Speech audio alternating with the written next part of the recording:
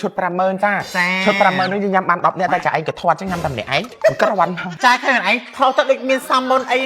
มาก่อนหลักสกายเขาน้อยเคยจังอุ้ยเอาให้นังจ่ายเอาให้จำจ่ายมาลูกขอยยำไทม์เอาอุ้ยด่าผมโมสันมาท่าประเมินเนี่ยchỉមានការគ្រប់គ្រងច្រើនគេแซ่ច្រើនទៀតមើលចូលមើលខមមិនជួយលក់ថ្លៃណាស់បងអ្នកแซ่ជេអញច្រើនម៉េចហើយមានមីខ្លះអូផុសកាច់កងអញទៀតស្អីគេដាក់ឡើងមកថាធំច្រើនជាងអញថែមត្រីថែមអីហើយវាថាបងអញថ្លៃខ្ញុំសុំថតវីដេអូចាឯងតិចបានទេចាំចាឯងជួយនិយាយថាកន្លែងខ្ញុំនឹងឆ្ងាញ់ហើយតម្លៃធូរថ្លៃចាបើញ៉ាំបុកល្ហុងហាងខ្ញុំឆ្ងាញ់ហ៎បងហើយតម្លៃមិនដែរតម្លៃថ្លៃតិចមែនតែទទួលយកបានអញឲ្យជួយនិយាយអញអត់យកលុយអញប្រាប់ថាឲ្យនិយាយតម្លៃធូរថ្លៃមិនថ្ងៃថាថ្លៃចឹង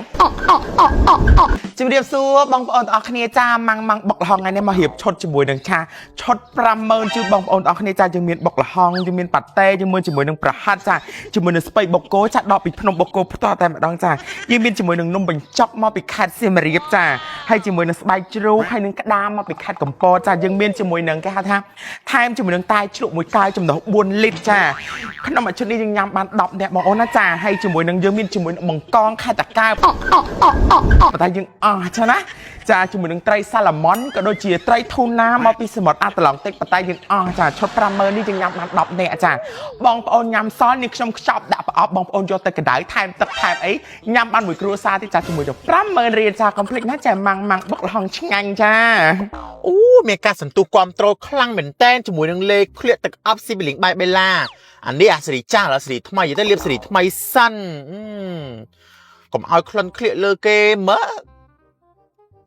ចង់អស់ទៀតហ្នឹងណាលក់ផងលៀបខ្លួនឯងផងអូយចង់មកណែអស់ហើយនេះហើ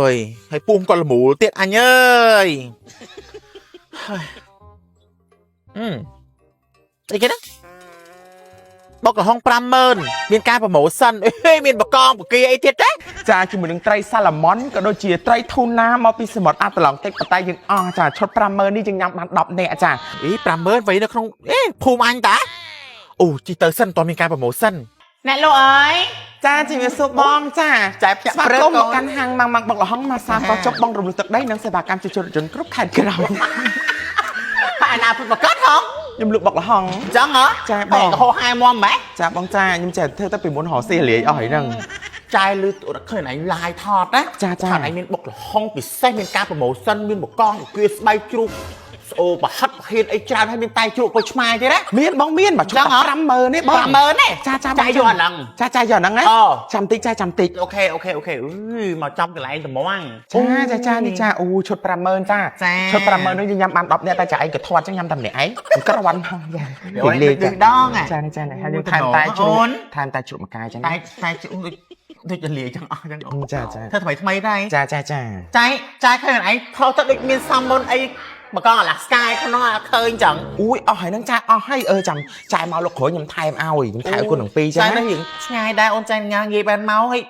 អូនឯងមិននៅក្នុងរូបផ្សេង live ផ្សេងចឹងអូនអូយអស់ចាមានការគ្រប់គ្រងច្រើនឈុតនឹងឈុត 50000 ចឹងចាឯងញ៉ាំអានេះសិនទៅចាំលោកគ្រូខ្ញុំថែមឲ្យចាហ្នឹងចាឡើយចាំញ៉ាំអាហ្នឹងសិនដែរចាអស់ចាអើយអស់ក្នុងរូបផ្សេងនេះផ្សេងចា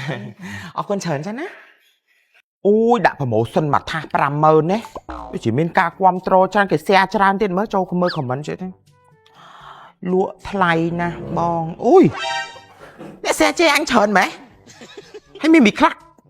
អូផុសកាច់កងអញទៀតស្អីគេដាក់ឡើងមកថាធំច្រើនជាងអញថែមត្រីថែមអីហើយវាថាបងអញថ្លៃពួកមីនេះគិតទៅអញចាញ់រកស៊ីអីជន់អញហ្មងណាភ្ញៀវណាអញទៅថតភ្ញៀវសិនឲ្យភ្ញៀវនិយាយថាគឺធូរថ្លៃហើយឆ្ងាញ់ជំរាបសួរចាជំរាបសួរបងចាអូនមានអីទេចាខ្ញុំសុំថតវីដេអូចាឯងតិចបានទេចាំចាឯងជួយនិយាយថាកន្លែងខ្ញុំនឹងឆ្ងាញ់ហើយតម្លៃធូរថ្លៃហើយខ្ញុំអត់យកលុយចាឯងទេហ្នឹងហ៎ចាបានទេចាណាបានខ្ញុំថតទៅណាជំរាបសួរបងជំរាបសួរចាជំរាបសួរអូនចាបើញ៉ាំបុកល្ហុងហាងខ្ញុំឆ្ងាញ់ហ៎បងហើយតម្លៃមិនដែរញ៉ាំគួរតាមអូនចាហើយចាតម្លៃថ្លៃតិចមែនតែទទួលយកបានអូយអញឲ្យជួយនិយាយអញអត់យកលុយអញប្រាប់ថាឲ្យនិយាយតម្លៃធូរថ្លៃមិនថ្ងៃថាថ្លៃចឹងមិនដឹងអញយកទីត្រង់អញថាថ្លៃថាថ្លៃយល់អត់មិនបងថ្ងៃមកវិញអញបាច់ស៊ីតា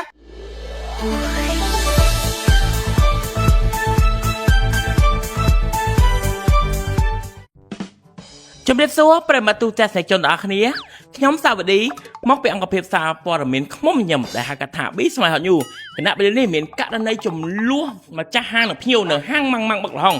ចង់ដឹងរ៉ាបែបណាទៅជួបជាមួយគាត់ទាំងអស់គ្នាញើសអូន ជ្រាបសួរបង អីឆ្លោះគ្នាវាយគ្នាពេញហ្នឹងហើយនៅមានអារម្មណ៍ហូបបុកល្ហុងទៀតណា ស្ដាយបងស្ដាយ ដែរ ចា មិនបានមានការឆ្លោះបតែតប់គ្នាហ្នឹង ដំបូងហ្នឹងខ្ញុំមកនៅក្នុងឡាននេះខ្ញុំមើលការ live របស់គាត់ហ្នឹងគាត់ថាបុកល្ហុងតម្លៃ 50000 មាន promotion ថែមសាច់ជ្រូកថែមកន្លែងអង្គុយថែមអីសពគ្រប់ដល់ពេលនឹងខ្ញុំមកអត់មានត្រីសាម៉ុនអត់មានបកកមានអីទាំងអស់ហើយគាត់លក្ខណៈគាត់មកប្រាប់ខ្ញុំថាចាឲ្យខ្ញុំហ្នឹងធ្វើសម្ដែងស៊ីហើយប្រាប់ថាឆ្ងាញ់ហើយតម្លៃធូរថ្លៃមនុស្សត្រង់មកយល់អត់ តែបងណានិយាយថាម៉េច ខ្ញុំថារសជាតិទទួលយកបានតែតម្លៃរៀងថ្លៃចាក់ចាក់ភ្លើងខ្ញុំហ្មង ទៅពេលអាហ្នឹងគេវាយហីពួកគេថតព្រមព្រៀងគ្នាថាអូនឯងនិយាយដើម្បីឲ្យបាន free ណាអូនឯងនិយាយថ្លៃអញ្ចឹងគេខឹងហី ចាំមិនថាសុភាពមានអ្នកលក់មិនបានវាយខ្ញុំ